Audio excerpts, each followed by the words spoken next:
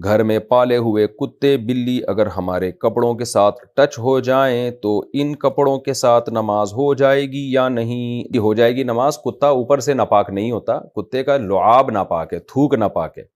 کتے کا تھوک اگر کپڑوں کو لگ گیا تو پھر دھوئے بغیر نماز نہیں ہوگی، اور بلی کا جو تھوک ہے وہ ناپاک بھی نہیں ہے، مکروہ ہے، ناپسندیدہ ہے، احتیاط کریں اس سے، لیکن اگر لگ گیا تو نماز بہرحال ہو جائے گی، لیکن کتے کا لعاب ناپاک ہے۔ باقی کتا اور بلی جسم سے ٹچ ہو جائیں تو اس سے کچھ نہیں ہوتا، نماز ہو جاتی ہے۔ لیکن یہ بات اچھی طرح سمجھ کہ کتا پالنا حدیث کی روح سے حرام ہے۔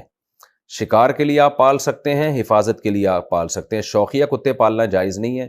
رسول اللہ صلی اللہ علیہ وسلم نے فرمایا جس نے کتا پالا روزانہ اس کے اجر میں سے 1 قرات کم ہوگا، یعنی آپ نے جتنی نیکیاں کی ہیں نا، تو 1 قرات بہت بڑی مقدار ہوتی ہے، تو اتنی نیکیاں ڈیلی بیسس پہ آپ کے اعمال سے کم ہوتی چلی جائیں گی۔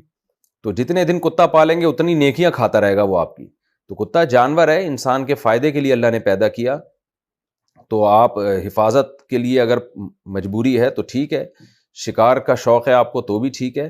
بائی دا وے آپ ویسے نہ پالیں جیسے آج کل ہمارے ہاں مسلمانوں میں غیر مسلموں کو دیکھ دیکھ کے کتے پالنے کا شوق بڑھ رہا ہے۔ شوقیہ آپ کو کتا رکھنے کی شریعت نے اجازت نہیں دی ہے۔